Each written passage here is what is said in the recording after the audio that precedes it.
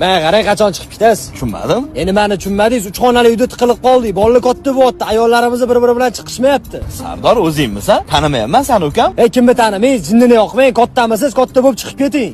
Yo, jinnini yoqmayapman. Hozir sharoitim yo'q bilasan. Undan keyin nima keyin? Bilaman nima demoqchiligingizni. Qilib bergan ishlaringizni minnat qilmoqchimisiz? Uni qilib berdim, buni qilib berdim deb. Nima demoqchi emas edim. Men seni tushundim ukam. Bugundan harakatimni boshlayman. To'xtang, mashinamda ham narsangiz qolib ketgan ekan. O'shani ham olib berib yuboring.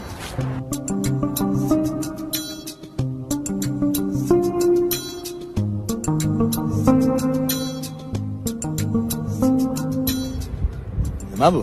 Shahar markazidan 4 xonali uy. Uy?